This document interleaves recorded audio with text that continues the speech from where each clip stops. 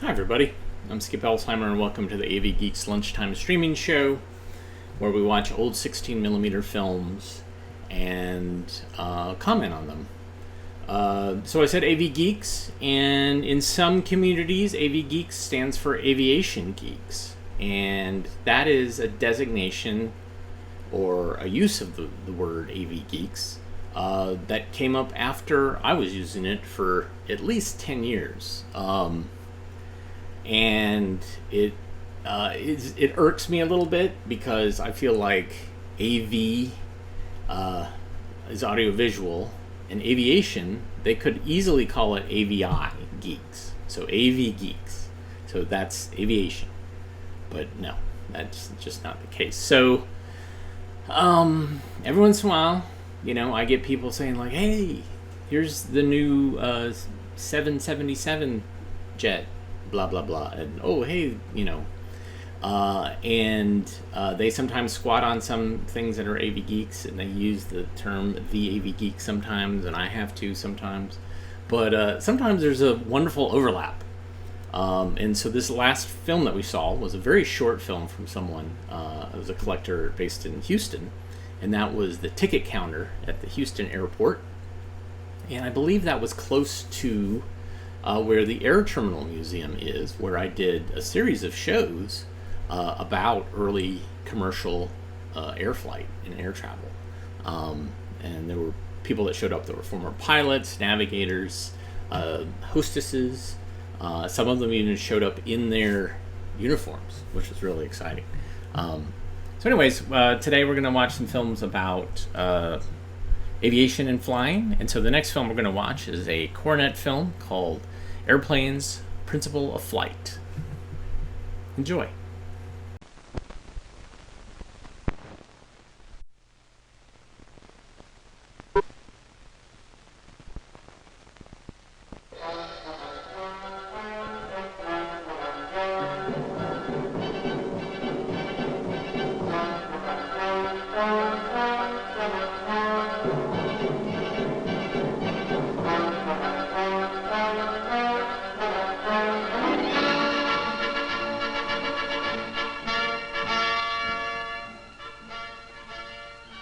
It is only in this 20th century that man has mastered the secrets of powered flight, an ambition that was a dream for thousands of years.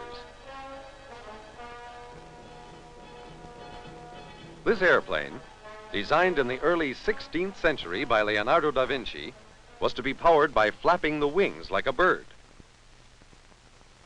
He also designed this aerial screw, which is similar to our present-day helicopter. Nearly 400 years later, the first heavier-than-air machine was flown.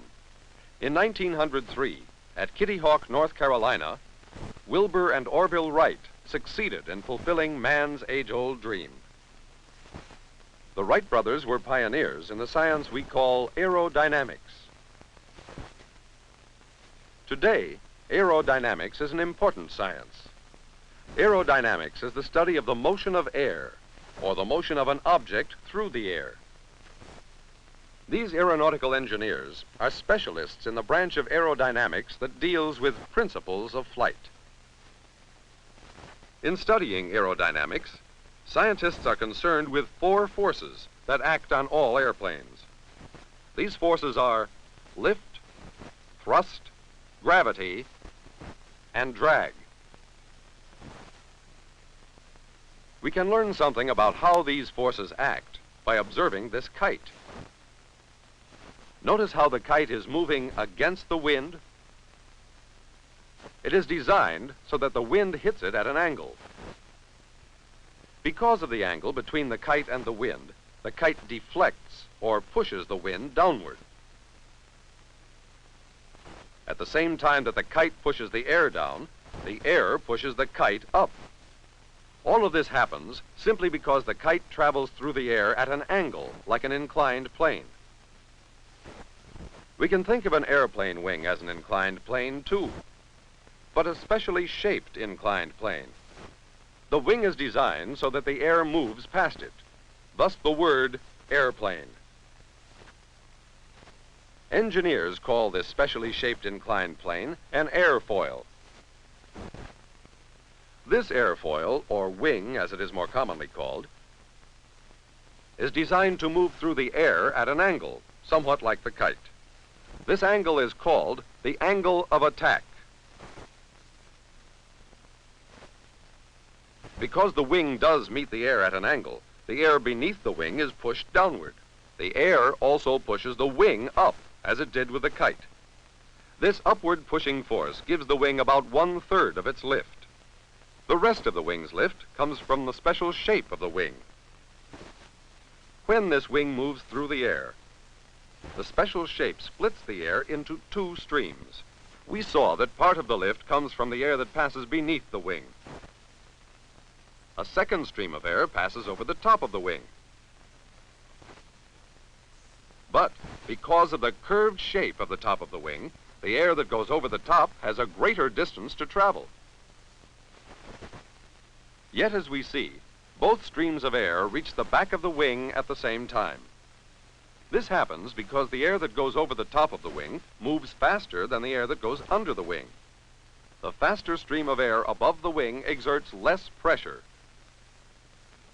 The greater pressure below the wing pushes the wing up toward the lesser pressure.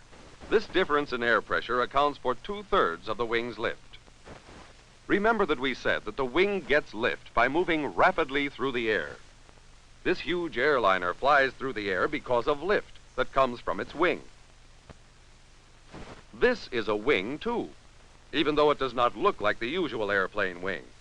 The helicopter's wing, called a rotary wing, is moved through the air by spinning it rapidly. The air streaming over the rotary wing creates the force called lift.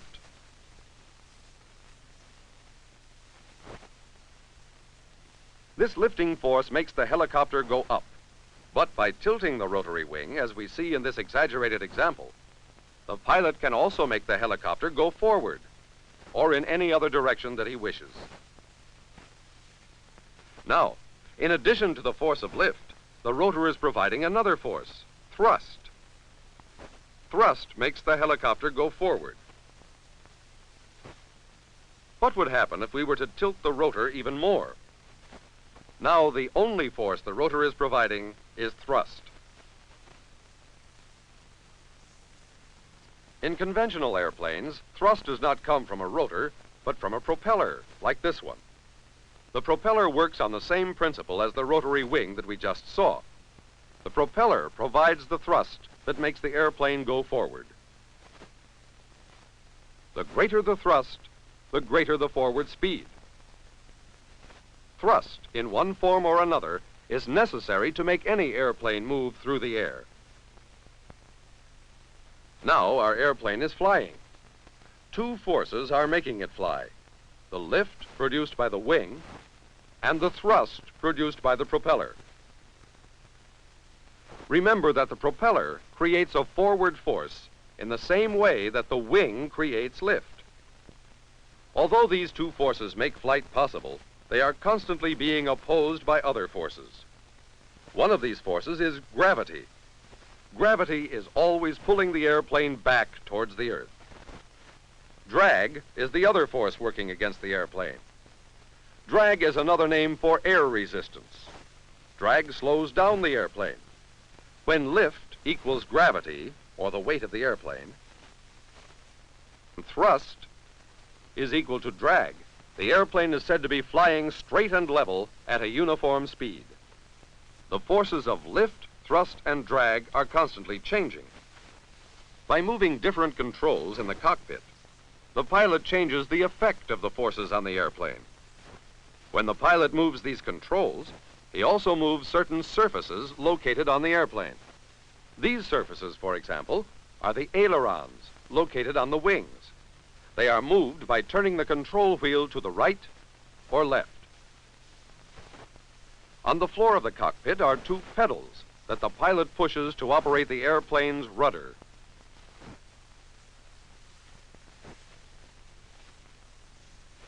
The pilot can also control the action of the airplane's elevators.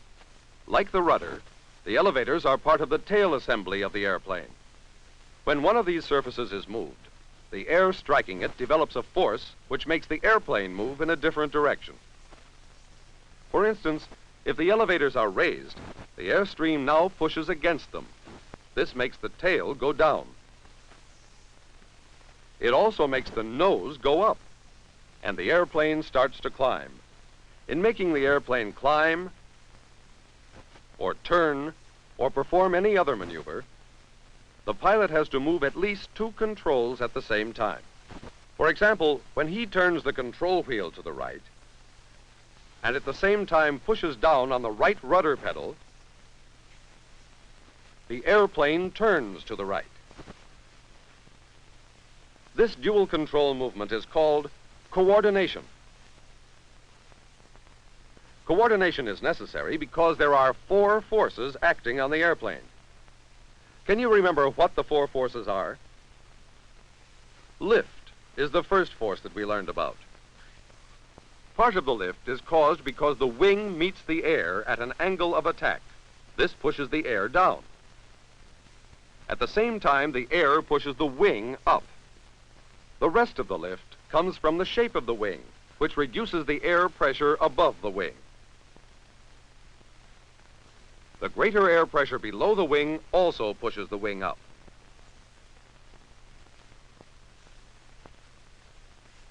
The second force is thrust. The thrust on the airplane we have been watching was made by a propeller. But thrust can be made in other ways. For example, jet airplanes get their thrust from hot gases that are forced out of the tailpipe. The third force that we learned about was the force of gravity. Gravity is always pulling the airplane back toward the earth. Drag, or the resistance of the air, is the fourth force acting on the airplane.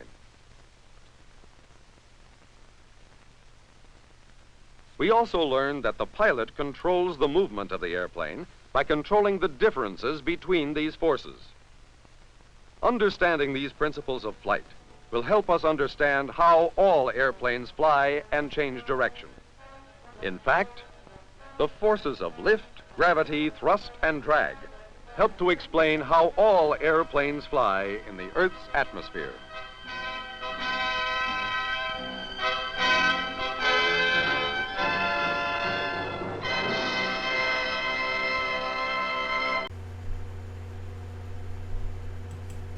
Yeah, so that gets the basics. Gets you the basics. And I have a couple of films that talk about that. And some of them were actually produced by NASA. And NASA, remember, isn't just about space. It's about aeronautics. It's about air travel. So they have quite a bit of stuff there. This next film is about our armed services, the Air Force. And this is to celebrate the 25th anniversary of the Air Force. So there's lots of stock footage of historical stuff. So enjoy.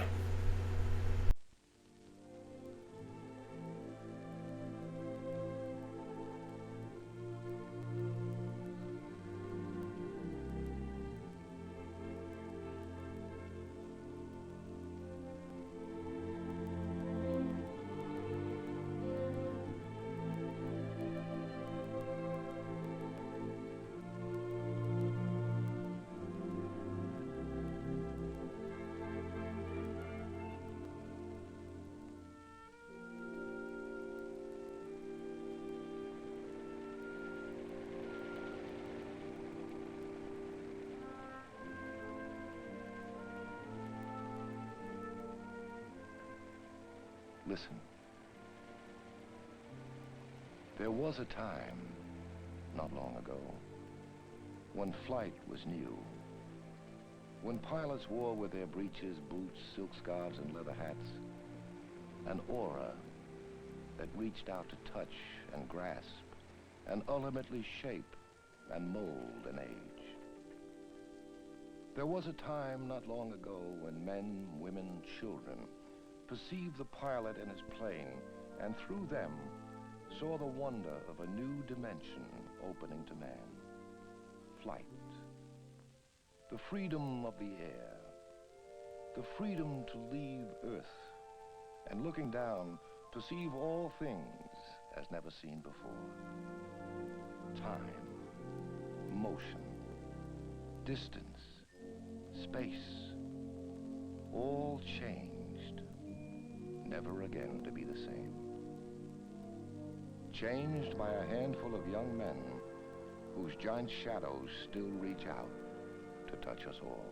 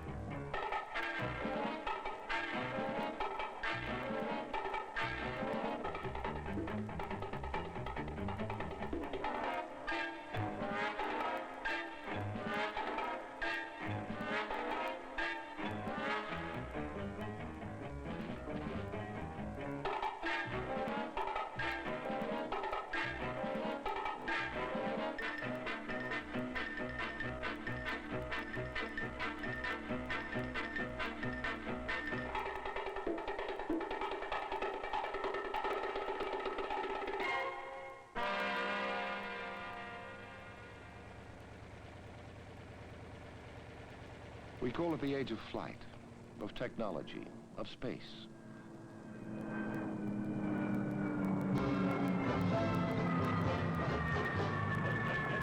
Men in the flying machines, they go up to the up, they go down to the down.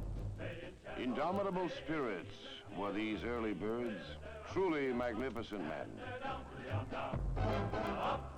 down, flying around, looking the loop and defying the ground.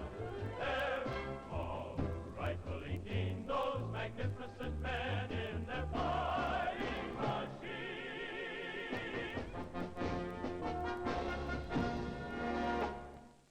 Hap Arnold, the only Air Force five-star general, 1945.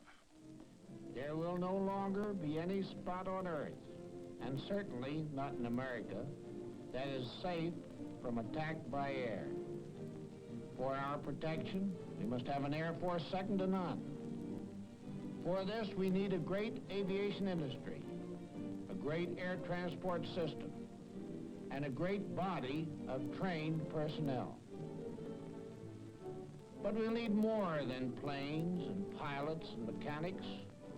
We'll need scientists and mathematicians, and we'll need the full inventive genius of the American people. With these, we can protect the future, ourselves and our allies, with the weapons of the future. Well, you know, it's when I was a little kid, about 10, and the old man was stationed at Patterson Field, and there was a hangar that was a distance from the flight line all by itself.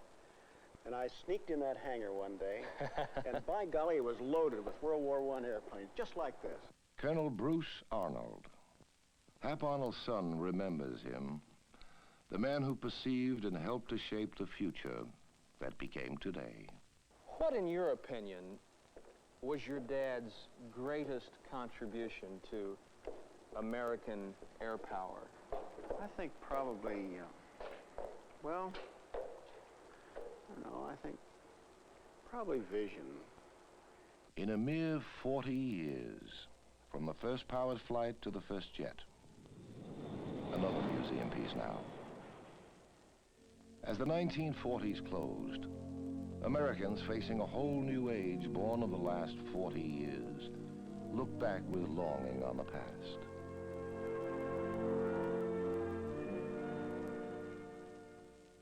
The weapons of today, Hap Arnold said, are the museum pieces of tomorrow.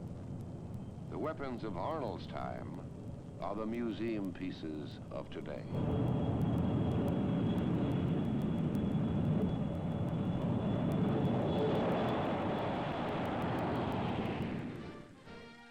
Washington, D.C., July 26, 1947. A separate Air Force, created by act of Congress. The war was over, and the nation smiled again. All that had gone before led to something new. They called it the Fabulous Force.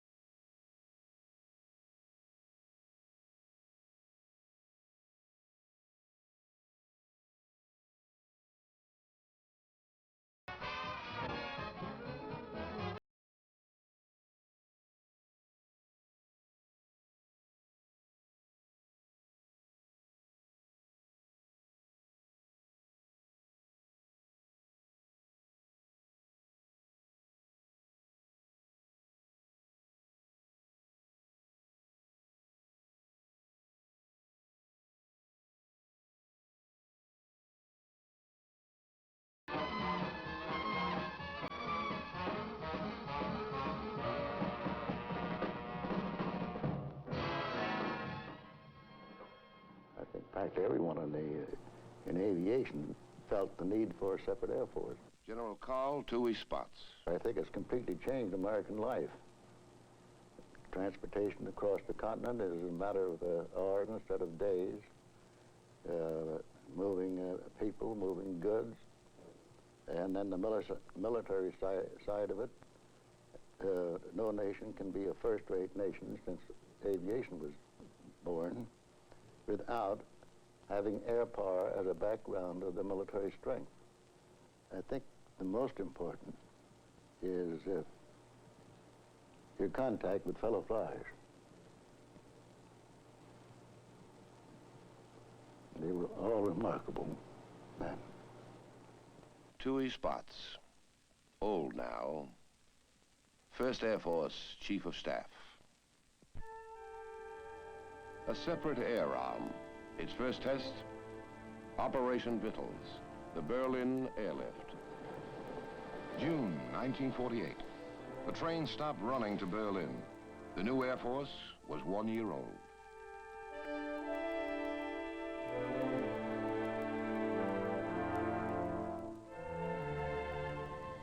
Our biggest problem was getting enough men, maintenance men, to do the job. General William H. Tunner, commander of the Berlin Airlift Task Force. Because everyone was on 12 hours a day, and that was 7 days a week. This included not only the crews, but more the men. And many men were on much longer than 12 hours a day. I flew the Berlin airlift at one time as a correspondent, and it was undoubtedly one of the great demonstrations of the use of air power for peace. The men who flew it were indeed a gallant band of men. The people who conceived it certainly had great imaginations. And sometimes those who flew it thought their imaginations were too good. Flying into Tempelhof in the middle of a winter, a foggy, smoggy day, coming right over those buildings and dropping into Tempelhof with a maximum plus load of coal, for instance, was a rather hair-raising experience. On one day alone, April 16, 1949, 1,398 flights delivered 12,940 tons of supplies to Berlin. In today's Air Force, 17 C-5s could have replaced the entire fleet of aircraft used in the Berlin airlift. In the 15 months before Operation Vittles ended in September 1949, 275,000 flights brought more than 2 million tons of food, coal, clothing, and medical supplies into Berlin.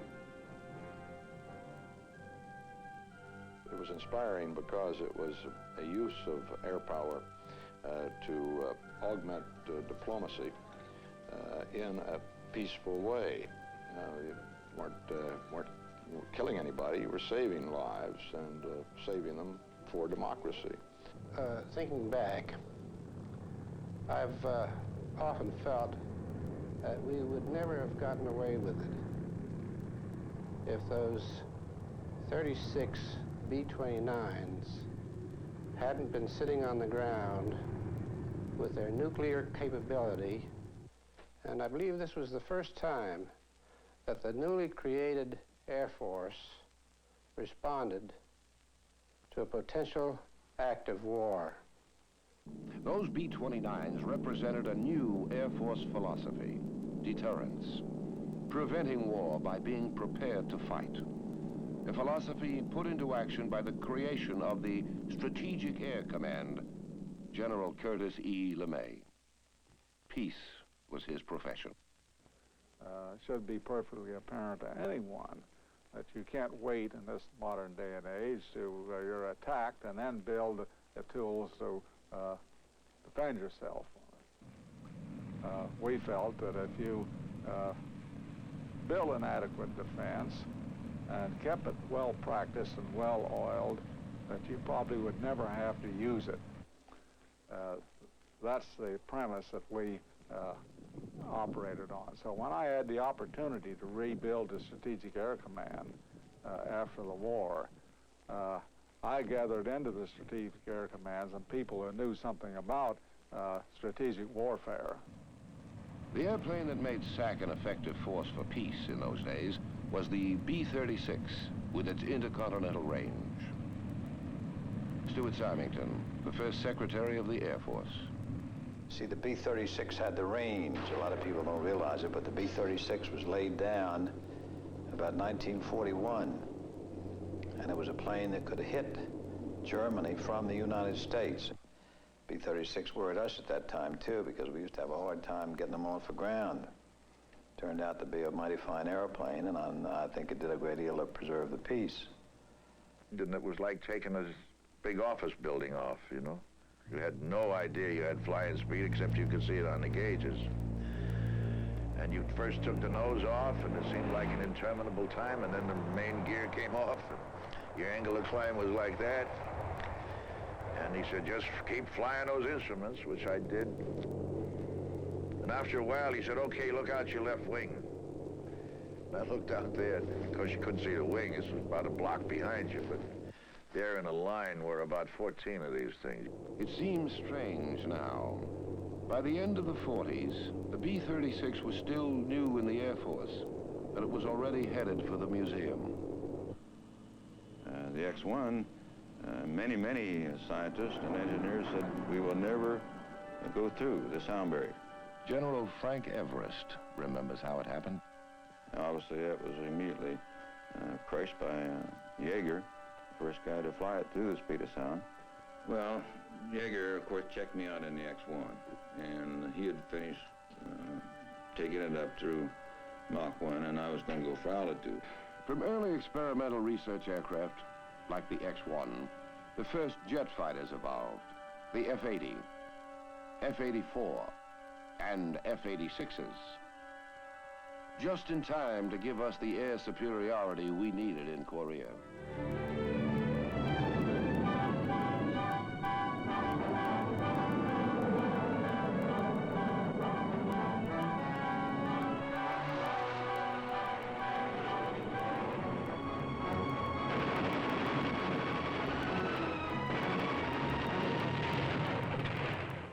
The X-2 was a larger program which advanced the speed regions up to Mach 3 and altitudes up above 100,000 feet. The X-3 was a very thin wing jet, and it later on played a very important role in the F-104 and following airplanes. The X-3, X-4, and X-5 gave the Air Force operational effectiveness with new specialized weapon systems. The Century Series, F-100, F-101, F-104, F-105, the versatile F-4, and the F-111. The F-15, the oncoming aircraft of the future. The XF-92 had been a wind tunnel model, which is the forerunner of our F-102 and F-106 airplane. People keep saying that it will not fly, and it made certain people a little bit upset that they put an engine in it, and we flew it many times to prove that the theory of the Devil airplane was a good one. But I think most of the test pilots, and even the astronauts today, probably approach testing or their space flights with an adventuresome spirit. Maybe you can liken it to Christopher Columbus, or any explorer, or any hunter that's going out to look for dangerous game. A new age, the 50s. It began in a conventional way with the development of new weapon systems. The KC-97 tanker was replaced by the jet KC-135. The 50s. A scant 20 years before, in 1929, 5 Air Corps pioneers, including Aker and Spots, sat in a Fokker C-2 over Los Angeles Airport for over 150 hours, 40 minutes and 14 seconds, setting a world endurance record to prove that one plane could refuel another in midair. The 1950s. The first medium-range jet bomber, the B-47, was operational. The Russians had already set off their first nuclear blast. President Truman ordered the Air Force to aid South Korea, which had been invaded by communist North Korean forces. The DO Line was born to defend the North American continent against an air attack. The first rocket was launched from Cape Canaveral, later called Cape Kennedy. The Arnold Engineering Development Center was ready to test and evaluate supersonic aircraft and missiles. Monkeys and mice were launched into space and recovered for the first time. The United States exploded the first hydrogen bomb in the Marshall Islands. The prototype YB-52 made its first flight, and the intermediate range B-47 soon joined the B-36 in the museum.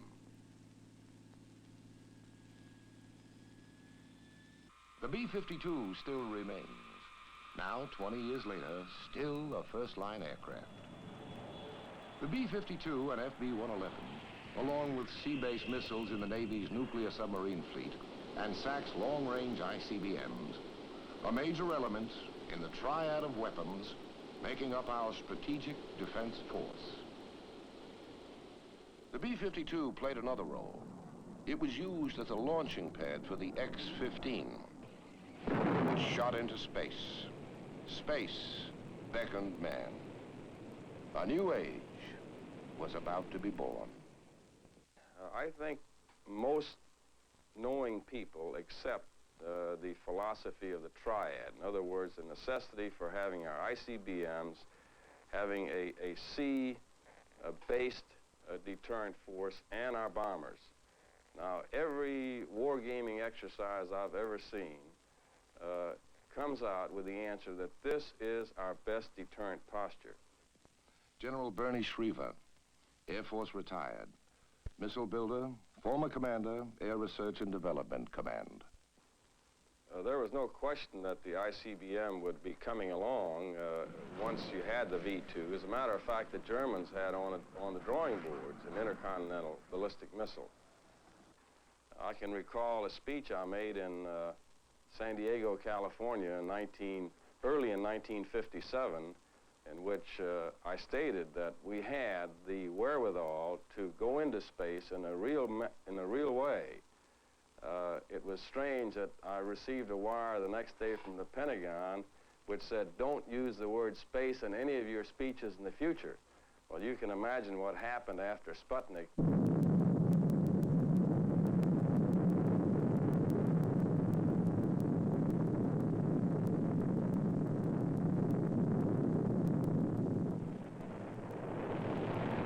Thor begot Atlas, which begot Titan I and II, last of the liquid-fueled missiles.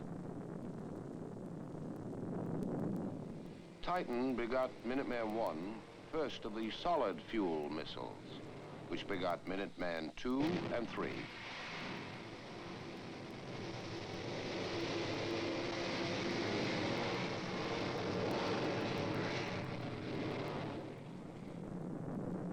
Then Minuteman and Titan technologies merged in Titan III. Liquid and solid-fueled rockets together. 1 million pounds of immediate thrust, the most powerful Air Force space booster.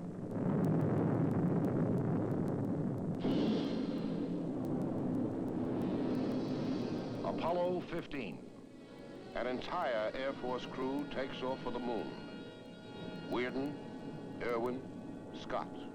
Well, I had mixed emotions. The idea frightened me a little bit, although my husband was a test pilot. Mrs. Lurton Scott, wife of Air Force astronaut Colonel David Scott.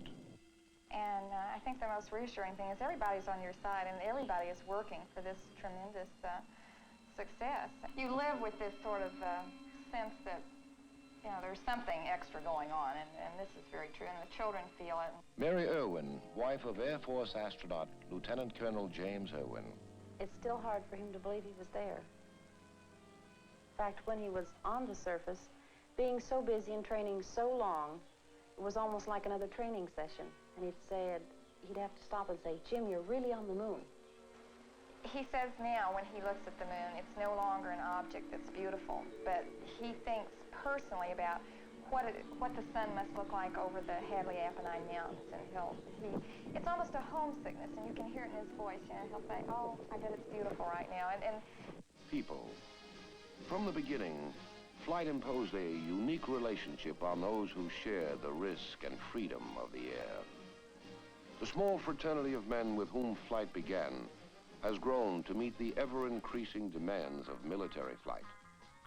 The thousands of men and women in the Air Force today represent every academic discipline, each trade, each skill in which the hand, the eye, the ear, the brain of man can be engaged, all drawn into the still expanding world of flight. Together they have helped to make a revolution in American life as broad, as deep, as significant as the vast technological changes flight has brought into our world. General Lucius Theus comments on the changes he's seen since he enlisted in the Air Corps as an airman in 1941. In those days, I knew, as with every black person in the armed forces, that we had segregated units, and we had to look forward to assignment within these units only. Now, since that time, since we have completely integrated the Air Force, I no longer have to think just in terms of being associated with one unit. The Air Force is committed to bringing about changes as rapidly as possible, and I mean as rapidly as possible. Equal opportunity is really a standard by which we live and work in the Air Force. The opportunities in the Air Force are virtually unlimited without regard to their race, and I should say also without regard to their sex. At one time we thought in order for the black to be accepted in our culture, he had to be treated like whites.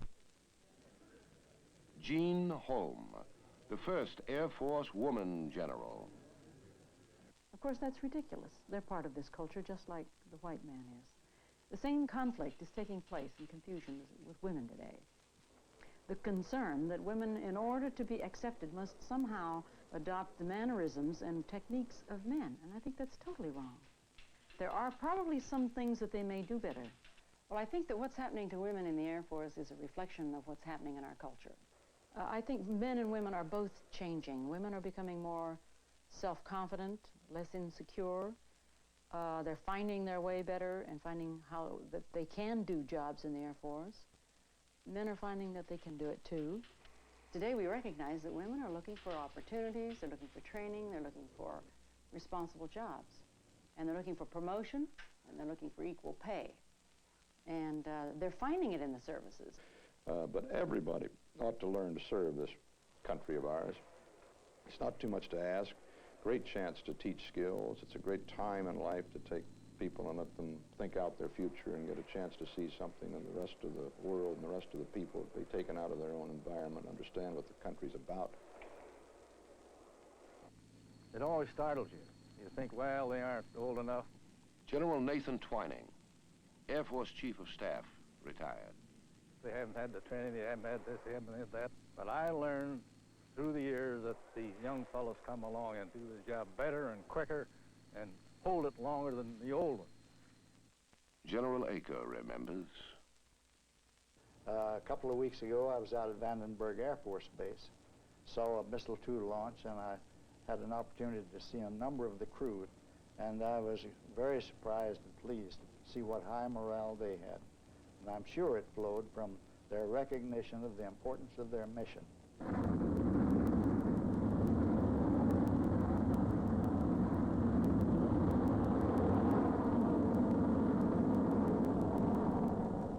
People.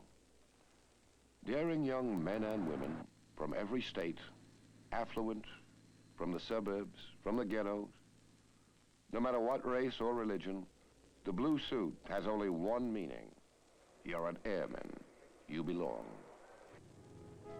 Air Force men and women all over the world have recognized the importance of mercy missions, helping to feed the hungry, to care for the ill and injured, to clothe and house the homeless, and never failing to fulfill their primary mission.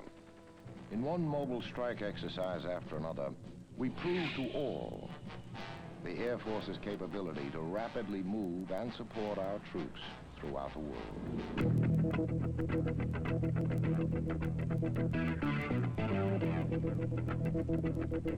Then came Vietnam. No more exercise. We were operational in a combat environment.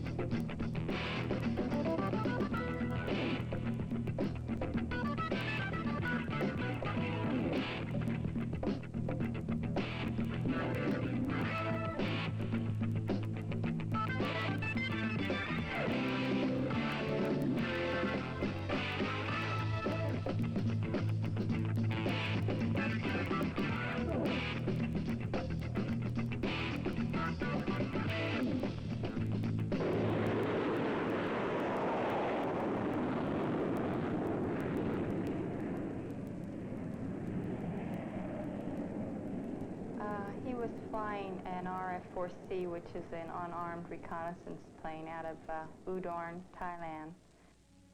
Eldora Ford, wife of Captain David Ford, a prisoner in North Vietnam since November 1967. And I first learned of it the typical way 2 Air Force men come out to the house. It was on a Sunday. We just got home from church. And I looked out the window and saw them coming, and I knew then that he was either dead or missing. He was shot down on his 30th mission over Hanoi. November 1967 is when he was shot down. And then on December 23rd, 1969, a peace group came out of Hanoi, and they had a letter from David. And about 2 months after that, the pilot got a letter out. So both men were alive all that time, even if we didn't know it. I'm sure he's wondering if he's ever going to get out of there. You know, it's been almost 5 years now. I wrote him a letter 2 weeks before he was captured, and told him if he did get captured, to please not try not to be a hero, because he had a family. Pride.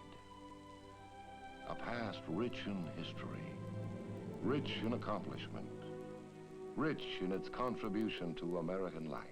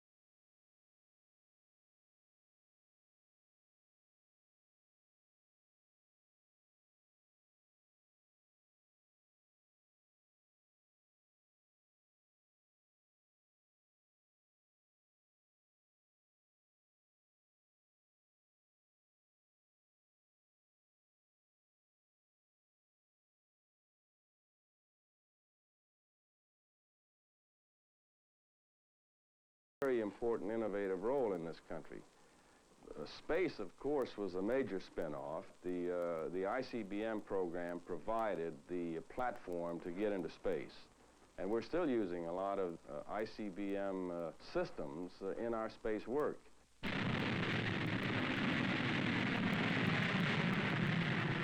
The future of aeronautics is as promising and important as the future in space. New aircraft, AWACS, Airborne Warning and Control System.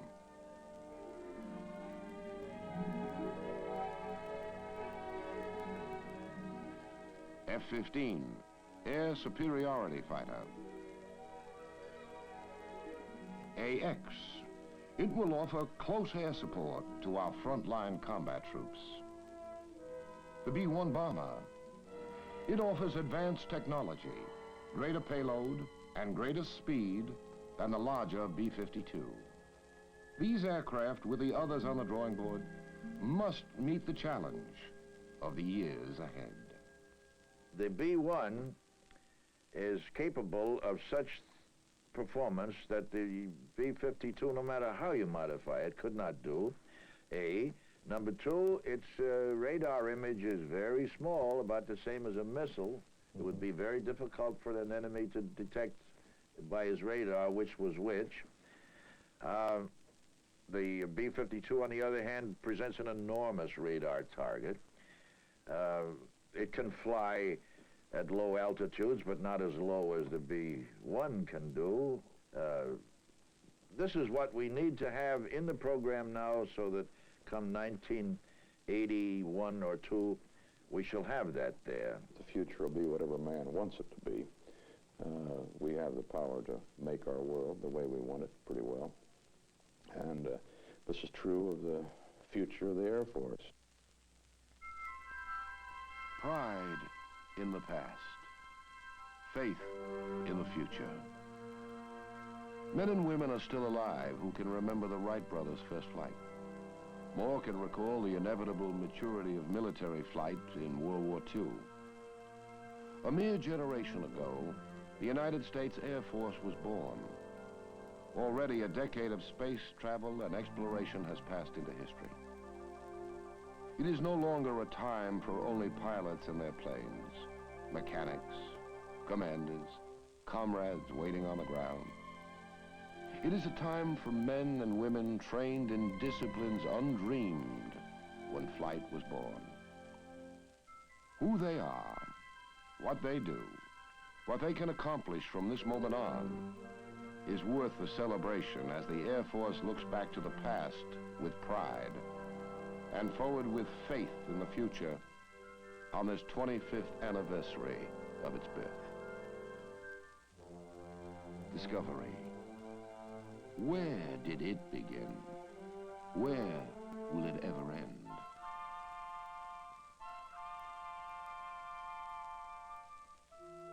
Life isn't measured in moments of breath, but in breathtaking moments.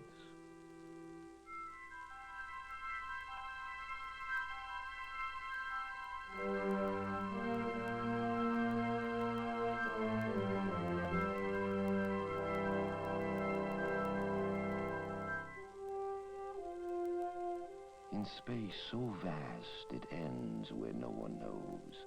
Our giant birds seem gnats as distance grows.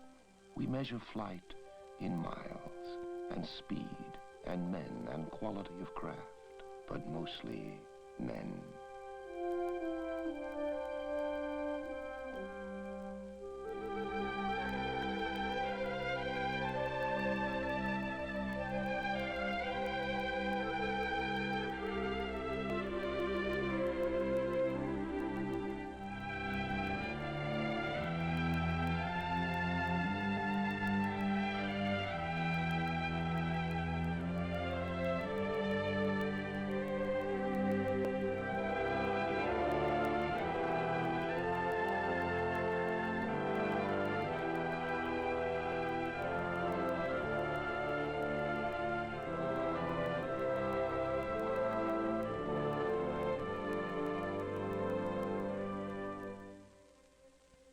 There was a time, and there will be a time, for there are young men and women serving now whose giant shadows will one day reach out to touch all of mankind.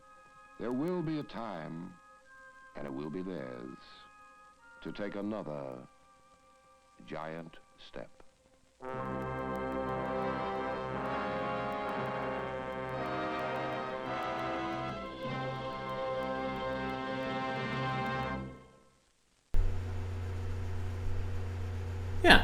Yeah, you know, you have to hand it to the Air Force because of those pilots, they eventually muster out and become commercial pilots. And I believe that, and this is all anecdotal, one of the reasons that there's supposedly not a bunch of commercial pilots is because they're retiring and new ones are not being replaced because those people that used to fly planes are flying drones. Now, I don't know how true that is, but that kind of makes sense in a weird way because the nature of military air, you know, having vehicles in the air has changed, and it's not necessarily something where you want to fly people. You might want to fly just a camera. So that's a different type of training. So anyways, that's interesting. Kind of look at you know, the history of that branch of the armed forces, and thanks for tuning in today. I hope that different types of AV geeks tuned in today, although it's unlikely, but I appreciate you watching. If you like what you saw, hit the thumbs up button or the like button, and you can go to avgeeks.com and see other things that we have online, including some other air travel related things.